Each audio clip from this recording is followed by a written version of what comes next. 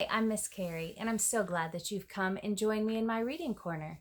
My pick for today is called Your Special Gift by Max Lucado, illustrations by David Wenzel, and it is a sequel to, which means it's the book that comes after You Are Special, which is the book that I read last week. Punchinello stepped out of his little house, looked at the bright orange sunrise, listened to the singing birds, and smiled. "What a great day, Eli!" he shouted to his maker. Eli looked up and waved. His house sat on the highest hill, but not so high that he couldn't hear and see the wooden people he had made, the Wimmicks. "Consider it a gift, my friend," he replied, and entered his workshop. Punchinello noticed a bright red package in his mailbox. "My, what is this? Someone brought me a present." He unwrapped it. A hammer. I love hammers. But who gave it to me? He looked up and down his street but saw no one. Not far away in another small house, Lucia, Punchinello's friend, was asking the same question. Who gave me such a nice gift? She wondered as she lifted the lid off the box she found outside her front door. A paintbrush and a palette of paint. I love to paint. But who knew? Splint and Woody lived down the road from Lucia. They found their gifts at the foot of their beds. "Wow, thanks, Woody!" Splint exclaimed.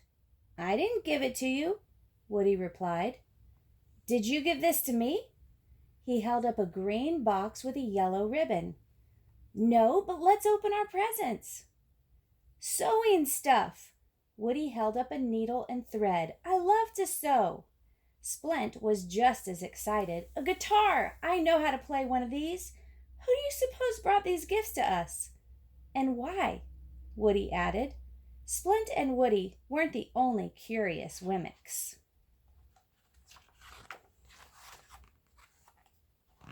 Hans the baker announced to his wife, "Look, a new spoon." Violet the florist found a beautiful vase on her doorstep. Even the mayor and his wife discovered gifts. "Look, a bucket and brush," the mayor beamed. "I love to clean things. Why, when I was a little Wemmick—" "Not me," said his wife. "I don't like to clean anything. That gift must be for you." "And this one must be for you," replied the mayor as he reached further into the box. A book. "A story book for little Wimmicks. What fun! Who gave us these gifts?" asked his wife. "I don't know," replied the mayor, looking out his second-floor window to the street below. "But I see some little Wimmicks who could use a story." The mayor and his wife looked down at a very tired Wemmick family. The mother and father were leaning against a wagon. Their 3 children, looking cold and sad, sat in the back. By the time the mayor and his wife reached the street, other Wimmicks were already with the family. Punch, Lucia, Splint, and Woody had brought their gifts to the village, hoping to find the giver. But when they saw the wagon, they dropped the presents in a pile and forgot about them. "What happened?" Lucia asked the family. "Everything has gone wrong," the father explained. "Our wagon wheel broke when we crossed the bridge."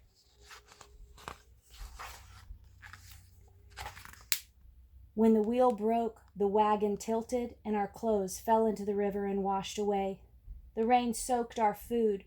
We are tired and hungry and dirty." "Where are you going?" "We came from far away to see Eli," the mother answered. "But I don't think we'll make it. So tired, so hungry." Her voice trailed off and her head hung low. For a few moments no one spoke. No one knew what to say, but Punchinello had an idea. He turned to his friends and announced, "Hey, we can help this family to see Eli." "Yeah," they agreed, and every Wemmick ran to work on the broken wheel. Splint and Woody tried to yank it off, but it wouldn't budge. "Let me get it," demanded Hans the baker. But when he pulled, the wheel broke into two pieces. "Now see what you've done," said the mayor. "Let me take over." But when he lifted the wheel, it fell apart.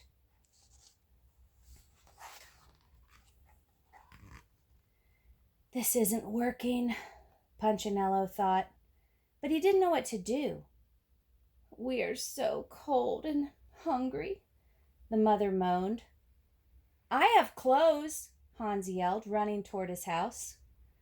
"I know how to cook," shouted the mayor's wife, which caused the mayor to look at her. "I did cook," she told him, hurrying away, "once a long time ago. Well, maybe I helped someone else cook, but I can try." But she didn't know how to cook. She returned with burned bread and cold soup. And Hans brought clothes, but not clothes the family could use. They were cut to fit his short and square body. "This isn't working," Punch said to himself again. But he didn't know what to do. Neither did anyone else. The family still shivered and their tummies still growled. What's worse, the Wemmicks began to argue with each other. "Your food's not fit to eat," Splint told the mayor's wife. "And your wheel is no good for rolling," she replied. When Lucia chuckled, Splint yelled at her, "And you haven't helped at all." "Well, I don't know what to do." "None of us do," said Punchinello. "That's our problem." He flopped down on a box and plopped his chin in his hands. "Something isn't right." Everyone grew quiet. "You bet it's not right," agreed Lucia. "But what do we do?" Punch lifted his head and smiled. "I know. Let's go ask Eli."